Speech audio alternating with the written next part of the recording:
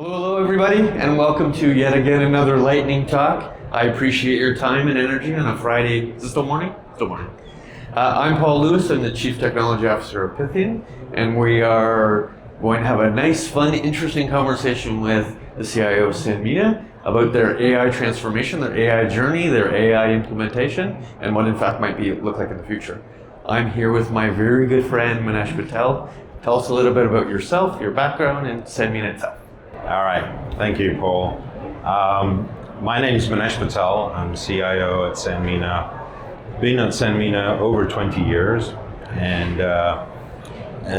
we've done a lot of great things over the years. And Sanmina itself is a Fortune 500 company headquartered in San Jose, but we have 60 manufacturing plants around the world. And we build a lot of products for name brand OEMs that you've heard of. Anything that has electronics in it. We tend to stay away from consumer products, but we're really more into the industrial, communications, medical, defense and aerospace, clean energy, and so on. Back in October, we closed the acquisition of ZT Systems. So ZT Systems is a ODM that manufactures racks and servers for the hyperscalers, including organizations like Google. That was a very significant acquisition for us in terms of revenue, in terms of moving us into a different space as well. And we have a very strong partnership. For anybody who knows racks, one of the critical secret sauces of managing those environments is cooling. So these racks are today at least 100 kilowatts. That's a lot of energy that goes into them.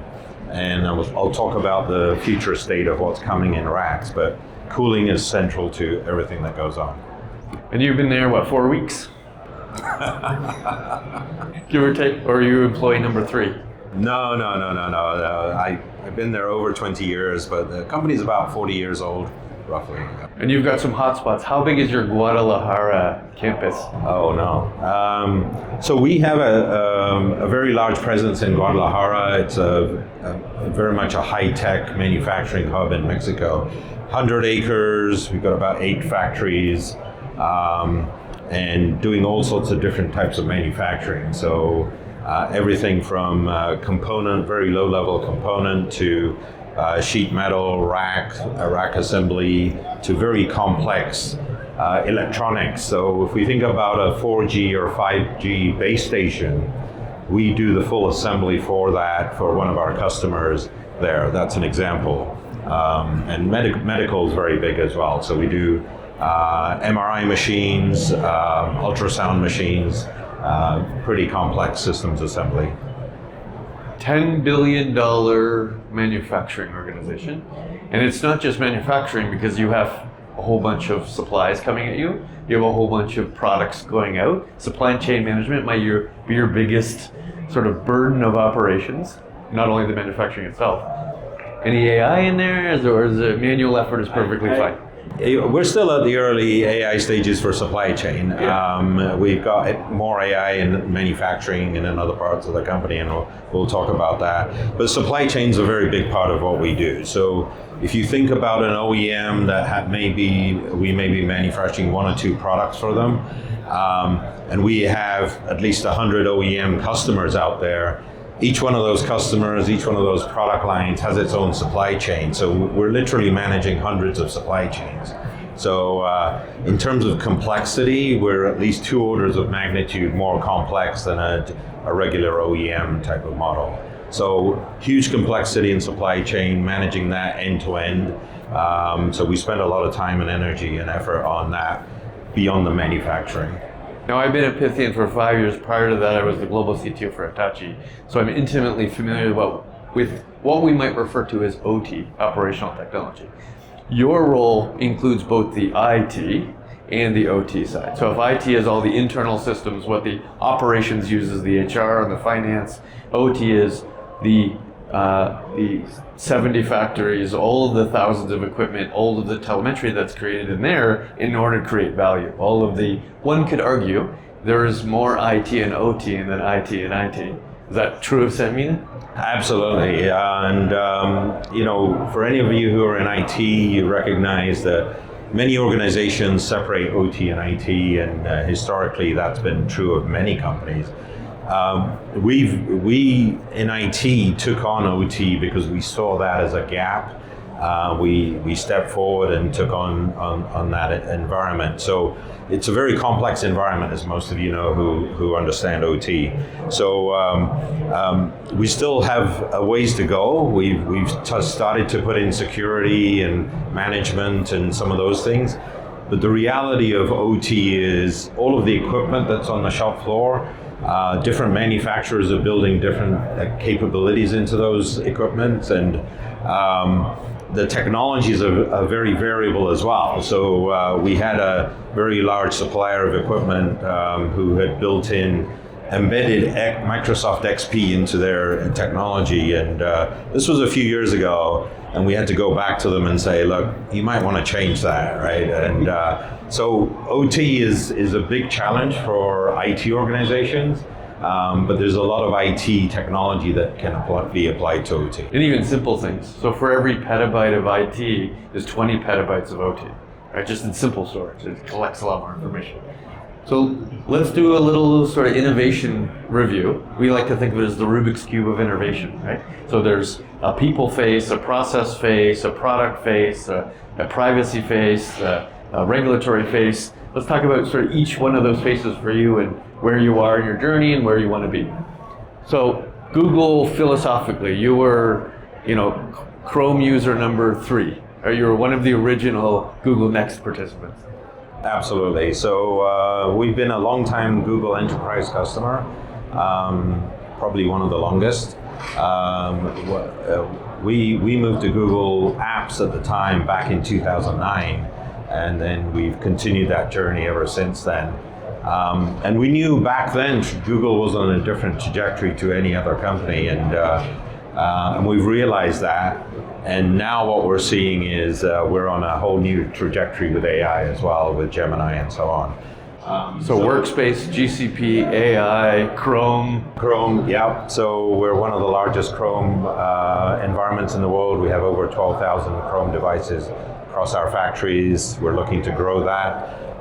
And Workspace, so we're roughly half our employees out of 39,000. We're up to about 23,000 Workspace clients. And we deployed Gemini for Workspace about a year ago. That was exciting, and we spend a lot of time getting our employees up to speed. I would say that today we do measure the adoption rate pretty closely. We're about 50% are active users out of the 23,000. I consider that low. Some other people were saying that's pretty good. I'm not satisfied with that. So we're going to keep driving that, and knowing the people who are not using it, they're probably the ones who are not incentivized enough to use it. So we're going to provide some more incentives. And you have 39,000 of a pretty big mix. You've got people in the manufacturing plants, you've got drivers, you've got people in head office or multiple head offices. Absolutely. With varying incentive use and requirement. Yeah. And as we know, you're much more likely to see it in the knowledge worker jobs than in the task worker jobs. Not to say there isn't task worker stuff, but the task worker stuff might be more process productivity than people productivity. No, I get it. Most of the people are actually on the floor in the manufacturing lines don't have a Workspace account. So it's usually mostly knowledge workers that do. So yeah, we need to get that adoption much higher than it is. So side 1 was Google, side 2 process productivity or people productivity, side 3 is process productivity. What kind of ROI have you achieved, and what kind of examples with the AI automation side, at least within the knowledge worker side of the business? Yeah. So the ROI has been fairly limited so far, but the promise is we should be able to take that up fairly significantly as we drive adoption, drive new solutions and technologies. One of the approaches we've taken is sort of at the employee level, it's more of a bottoms-up approach. A lot of Workspace, we're starting to put agents, build agents, pilot them and put them into production so that they can start improving productivity as an individual or as a team. And then separately, we're also driving some initiatives for sort of a more strategic objective. So that's more of a top-down. And those are fewer in terms of numbers, obviously, because they're much harder and bigger to take on. So we're doing things like using Vertex for supply-demand matching. That's a very complex problem statement in a regular company, but in our world, it's extremely complex. So we're piloting with one customer program in one plant to really look at how that supply-demand matching, not only for components, but capacity. How do we make sure that within 2-3 days, we're able to give a commitment back to our customer for their forecast? Right. So that calculation is very complex, and then the analysis of that data that comes out is pretty significant. So I've heard you talk about it in many ways as sort of 4 big sort of function points. Function point number 1, the nickels and dimes, the things you would give an end user to save 5-10 minutes, right? Personal productivity in just many ways. Yeah. The next one being IT value, maybe IT operations or SDLC type of AI implementations. The third one being embedded use, so embedded within BigQuery, design within Looker, all of the things I would do in the design time versus runtime. And then finally, the one you showcased was the process related in production stuff. Do you have a measure between the 4? Is any one of them more important, or is this a parallel activity? No, they're all important, and so we're trying to do as much as we can in parallel. And going back to your Rubik's Cube, the AI challenge for all of us, I think, is, you can't just focus on 1 or 2 things. You got to focus on 5 or 6 things in parallel, right? And the technology is obviously important, and getting our employees within IT, our employees within the organization as a whole up to speed on some of these things is important. And in IT, we've done a lot of the things that most companies are doing, which is coding, getting the coding going, testing, using Gemini AI for testing and development, and even to the point of now looking at the end-to-end life cycle. So what we're doing, for example, is if we think about requirements, in IT, usually when somebody on the business side comes to us and says, hey, I want to do this, and we'll be like, okay, give us a written document with your requirements. And I got to tell you, nobody likes writing. And so what we've started to do is just have a sort of essentially a mini workshop. You have the right people from IT, right people from the business side. You transcribe that meeting in Google Meet, for example, take that transcription, ask Gemini to create a requirements document from there. Now you've got a version 1 of your requirements document that's probably pretty good. And then you refine it, and then you keep going. And then you keep going through all the steps of that life cycle. You vibe code your requirements?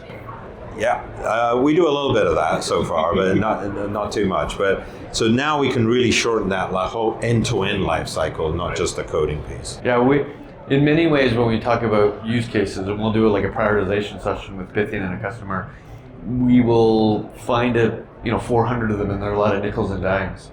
And what we tend to see is the $1 million ideas are all complex, multi-data sources, multi-agentic workflows, measured in a quarter, not measured in a week, because they think sort of that's the big win, because it's a production use case. Most of the big wins we see is actually in the design time, helping create a dashboard in 10 minutes versus a week to take a dashboard and deliver on that. In fact, the 2-week wins might be the biggest wins. I agree. To me, the bottoms-up approach is really where we're going to see a lot more value, at least in the next 6-12 months, I think. The big wins are a bit of a gamble sometimes, because you might spend a lot of time and money and effort, and it doesn't deliver the results you were hoping for, right? And that's the challenge. You'd have to really understand the ROI, really know you're going to deliver on it. Yeah, or get close to it, right? And so we're picking those very carefully. And even then, because we're taking on some of the hardest things that we haven't been able to solve for decades, right? So we think AI can help with some of those problems, but sometimes you win, sometimes you don't. So Gemini for Workspace you certainly use. You're one of the first to pilot Agent Space, turning into Gemini Enterprise, turning into Gemini Enterprise Agentic Platform. Tell us about that story. 350 hours gained per week? Yeah, absolutely. So when folks start with Workspace, so that's the most broadly used today. And we've got pockets where we've got, like most companies, we've got people who, as soon as we released it, and we provided training and guidance and all of those things, we had a certain small subset of people who just jumped on it right off, and they were the leaders, right? And tip of the arrow, or whatever you want to call them, and they were off and running, and they were happy as can be. And then we had a lot of followers, and now we've got the laggards who are not really doing very much. So we got to go after those guys. But I would say at least 350 hours. So yeah. So last few minutes. All of that animation is awesome, but it's only awesome if it's secure, it's private, everybody knows what words mean, everybody knows what the risks are. Is there a literacy program? Is this project by project? Is it top down? What does governance look like? So we did set up an AI office at the CIO level, and some of my key staff to really focus on all of the aspects of AI. And one of the most important one was the governance side. And so we started to create the policies and put in governance structures and so on. But the reality is, I think, from an employee standpoint, what we did was really lock down access to external AI. So we're very much a Google shop, so Gemini is the core of what we're doing. That's not to say within the IT organizations we're not looking at other solutions and other partners and so on. But from an employee standpoint, we don't want our employees just running off and doing all sorts of things, right? So we've locked it down, and then when we get a request to say, hey, we're trying to do this specialized thing, it might be engineering or somebody, and we might open it up for them. But so we're trying to control it as much as we can. And then from a security standpoint, we're still at the early stages of looking at AI security beyond what Google already has, right? So we're working with some partners on that front as well. So centralized planning, centralized security, centralized governance, federated innovation. Yeah, absolutely. Okay, so there's a lot of inside, a lot of Google, but Sanmina also produces products for the AI world, whether it's AI companies or AI as an innovation within the products themselves. 1 minute on that. So especially with ZT now, so we're serving the hyperscalers that have massive demand or requirements and demand right now, and we're very optimistic about growing that side of the business. And what we're seeing in the technology, and without giving too much intellectual property away, is that 100 kilowatt rack that I talked about, which is sort of fairly common today. That's going to keep going up. So the amount of compute power needed as we get more and more GPUs and newer GPUs and the requirements for density, you're easily going to get to 300 kilowatts in the next year or so. Right. And then it's going to keep going up after that. So you consume from hyperscalers, you deliver to hyperscalers, you deliver to the edge, so which means partnership becomes important. Right, it's not just Google, but you have a pretty broad spectrum of set of partners. Absolutely. So we've got a broader ecosystem now. So not only are we a consumer of AI, but we're also a supplier in that sense. So it is a very. So these are just some of our most significant partners. This isn't everybody. NVIDIA and AMD are very strong partners, obviously in terms of the core technologies that go into the AI servers and so on. And then Pythian's been a great partner for many, many years. We've done a lot of great things, everything from our data warehouse to, and I didn't really talk about data today, but one of the things we've done, because we've standardized our enterprise systems, is we've been able to have very high quality data. And that's allowing us to be, really enable some of the AI capabilities. Whether it's ERP data that we're feeding into BigQuery, we run a manufacturing system, which we've now commercialized across all of our 70 factories that's running in the cloud as well. And very high quality data as well there. So we have lots of opportunity for AI on that quality data. You're also a SaaS provider. That's absolutely. Okay, last 30 seconds and last question. you've had a big, wide, distributed journey, federated value. Is there a piece of advice, one thing that the audience should know, one thing that's either to start with or somewhere in the middle of their journey? I'm going to say two things. So, Still only have 30 seconds. all right. So first of all, make sure your executives are aware of what's really going on in this world, right?